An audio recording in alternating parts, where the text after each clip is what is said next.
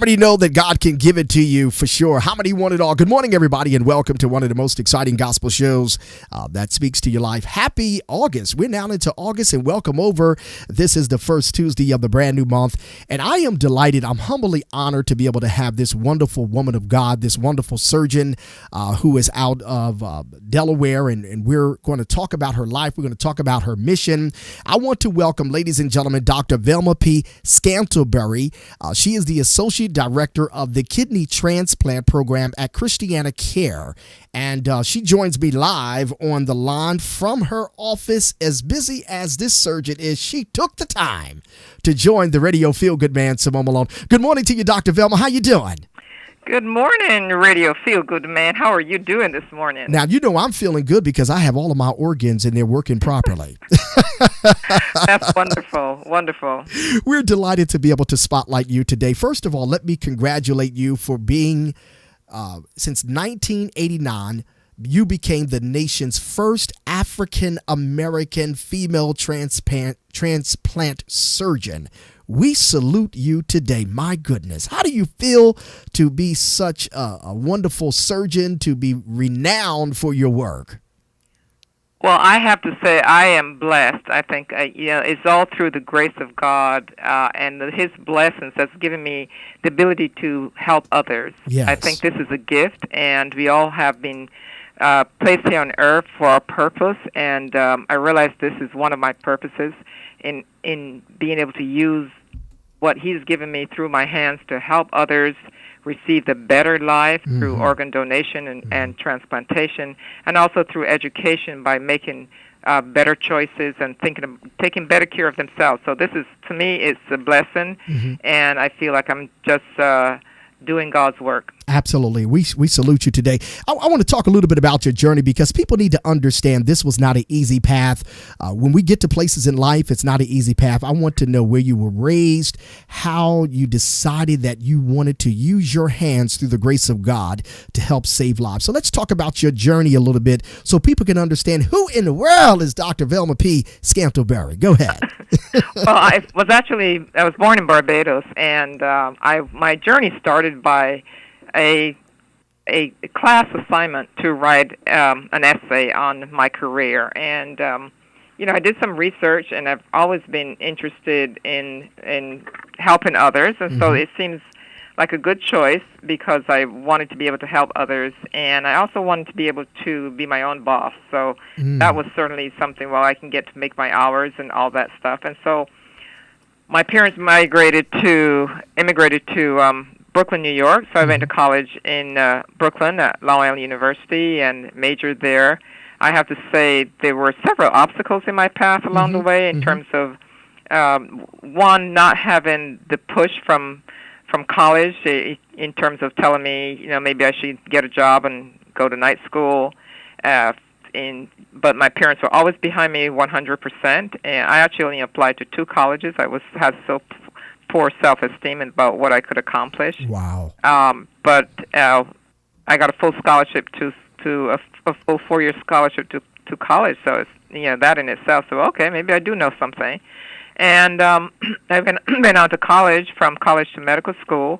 And again, it was in terms of I always had an interest in surgery, and unfortunately, others didn't see that, so I was told I shouldn't apply to surgery. I should do something else. So I really think that, we get these discouragements along the way, and I think it's really important that you really have that belief in yourself, and you also surround yourself with positive people who can, like my parents and those around me, who says, yes, you can do this. That's right. And in terms of driving you. And so it's that negativity sometimes that will often steer us off the path of where we want to go. So I met the right people. Actually was interested in pediatric surgery initially and had to do some research, which was in transplantation. And from there, I did my general surgery at Harlem Hospital in New York, and then went out to University of Pittsburgh, where I did my multi-organ transplant fellowship for 2 years, and then stayed on in Pittsburgh for about 15 years.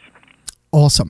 What made you realize that you were really good at this? There's a lot of surgeons out there, and I commend all the great surgeons because I want you to know, Dr. Velma, I'm a cancer survivor of 5 years. Oh, wow. Great. Congratulations. So I'm very passionate about, being a cancer survivor, and very passionate towards doctors because I think you guys are the closest thing to heaven.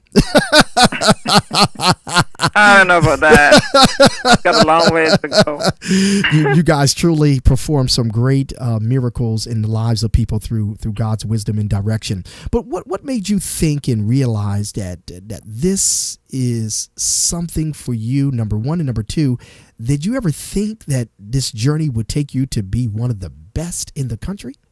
Oh, absolutely not. I think I was doing something that I really was intrigued with, and I love. I think from the first time I was exposed to anatomy and gross anatomy and the body and what each part does, and the fascination, that was a fascination for me. Okay. How can things work and what make them work, and be able to help someone by saying, I could actually make someone live longer by taking out something, taking out the cancer or treating the appendicitis or taking out the gallbladder. Wow. And that you can do that, and you don't necessarily need to. You wouldn't die just to be able to do that. And so, to me, I love the whole thing of precision and cutting. Fortunately, Okay. and putting things back together was always very intriguing. Being able to, and I love. I have to say, I used to sew and make baby clothes and clothes for myself. So that the whole technique of suturing and stuff seemed relatively easy to me, but it was just the idea that this is an immediate gratification in terms of someone is sick and you can do something for them and see them get better, and leave the hospital and feel and be 100% than when they came in. That's rewarding. Now tell us about your first surgery that you performed for a transplant. Oh, that's a scary thought. I don't want me to do that on radio. No. What was it like? Your first surgery? I think it was. You get to operate with other people, senior attendants and other attendants. So you're doing a whole bunch of cases before either, and so generally your team is made up of the primary person, the secondary person, first assistant, second assistant. So you sort of graduate from being third assistant to second assistant to the person helping the attendant one-on-one, and they sort of give you different things to do until you switch sides and actually become the primary person. Okay. And that itself is scary in a sense that this person's life is in your hand to some degree, but you also have some confidence that the person across the table will help you or keep you out of trouble from that perspective. But I can tell you that I think I could feel my heart rate in my mouth. I think my heart had migrated up to my throat. Wow. And it was pounding so much I could hardly breathe. You have to sort of calm yourself down. But that's the excitement of adrenaline and the trepidation and fear that, okay, you're asking God to guide your hands. That's right. You do the best that you could. But as soon as I start to do the surgery, everything just calms down. It's like that cloud is lifted and my confidence comes back and I'm able to get through this. And at the end of it, I said, why was I I had such fear and trepidation? I know God was going to help me. That's right. Just have that trust to believe. You should have believed in the first place. Exactly. Surely God has you covered, and there's healing in those hands for sure. Yeah. Now, you performed over 1,000 transplant surgeries already? It's been a long time. According to your bio, it says 1,000. Yeah. Wow. Yeah. I stopped counting a while back. But, it's not so much the number as it is the ability to say, okay, I've touched so many people's lives. And just recently on Facebook, a young man who initially my interest was in pediatric surgery, so I focused a little bit more on pediatric transplantation. And a young man actually posted on Facebook his picture that I had taken when he was a young child. Right. When he was transplanted. It was just like 3 or 4. I can't remember how old he was. And now he's been 27 years since his liver transplant. And so he sent out his congratulations. So those things really make you feel really exceptionally blessed to be able to impact somebody's life. Wonderful. Indeed. That is a blessing. So let's turn the page real quick because I know you have to go really shortly. And I'm grateful for this opportunity to chat with you because you're coming to Philadelphia on Saturday, August the 20th. And folks need to make their way to Christian Compassion Church. You're going to be speaking along with the play by Ray Quick. And we're going to talk about that in a moment. But let's talk about this passion that you have. You're definitely a top surgeon. But let's talk about and help people to understand that they can donate their organs once they have left this earth and gone on to the other place, if you know what I mean, or they can have on their license and ID that they're an organ donator. Let's talk about that because I saw your video. You were passionate and in detailed about explaining to people this because many people are waiting for a transplant. Maybe some of our listeners and viewers are that they're on dialysis, and we pray for them every day. Let's share your thoughts and feelings on this. Oh, absolutely. There are over 120,000 people on the waiting list for organ transplantation. Mm-hmm. The majority of those are waiting for a kidney. Mm-hmm. Over 85,000 of those are waiting for a kidney transplant. Mm-hmm. So the primary need for organ donation is going to be kidneys. And for the reason for that is, number one, diabetes, and number two, high blood pressure as the primary and secondary causes of kidney disease. Wow. And that in itself impacts the minority community pretty heavily. Mm-hmm. So when you look at the waiting list or you go into dialysis unit, the majority of people you tend to see are African Americans because we have such a high prevalence mm-hmm. of high blood pressure.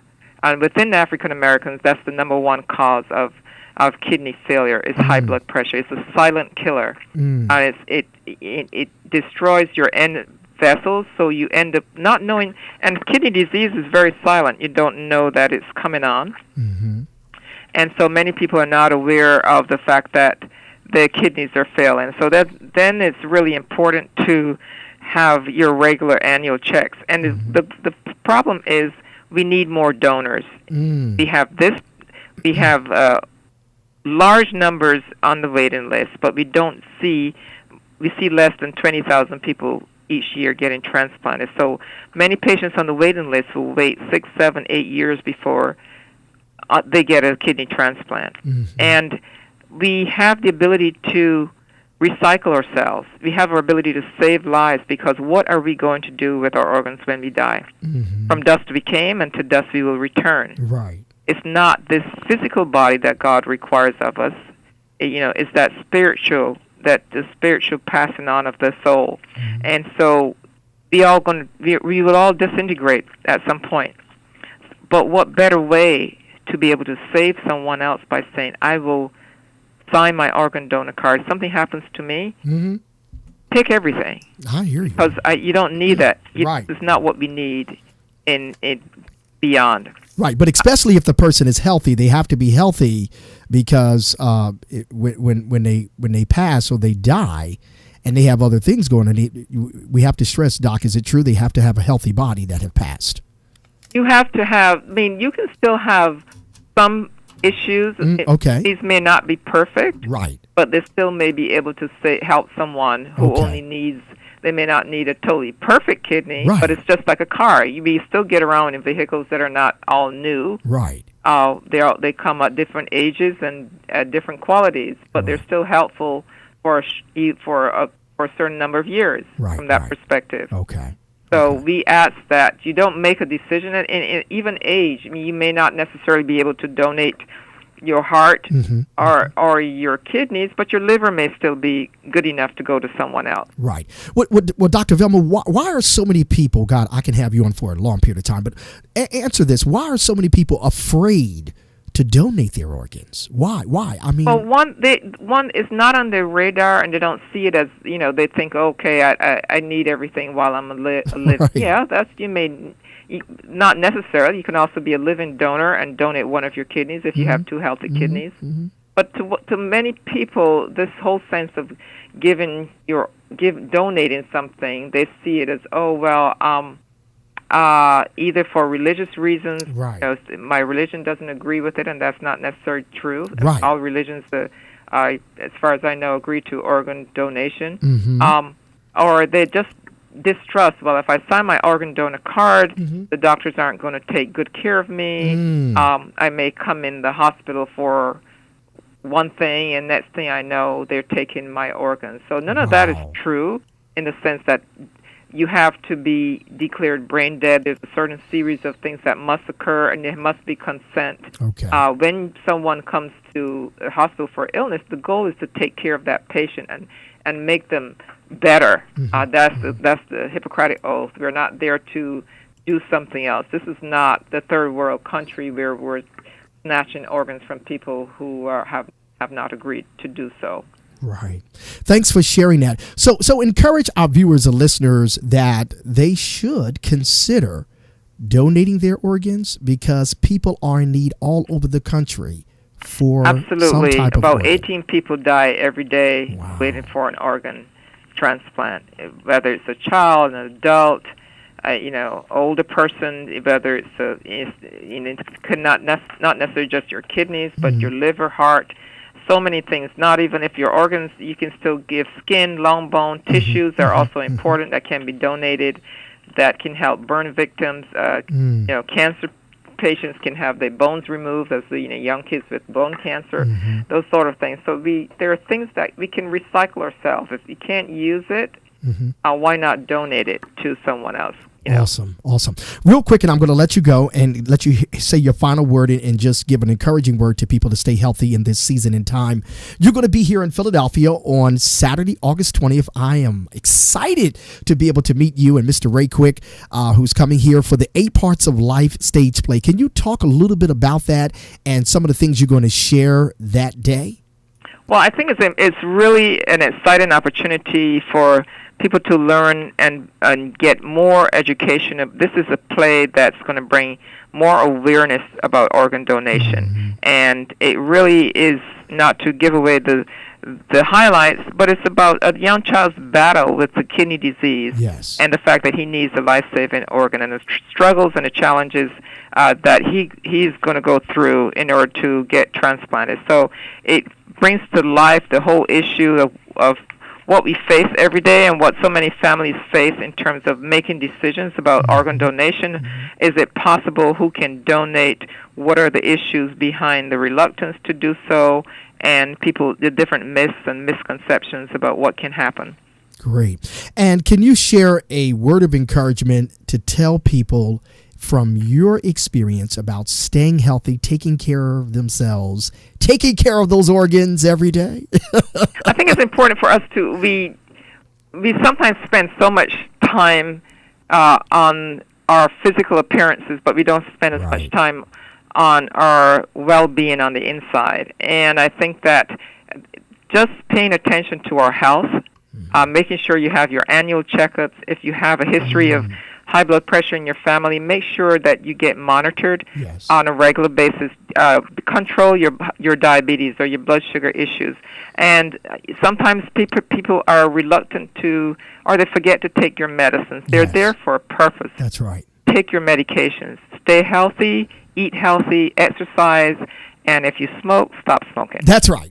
Well, ladies and gentlemen, and Dr. Velma Scantlebury, I thank you so much. Associate Chief of Transplant Surgery, definitely the nation's first African-American female transplant surgeon since 1989. We thank you. We appreciate the gift in you. We pray that God guides your hands every surgery that you perform, that God continues to use you in a mighty way. What's your final word? Stay blessed. All right, and I'll see you on August 20th. I'm looking forward to seeing you. Take care. Okay, have a great day, Doc. Take care. Bye-bye.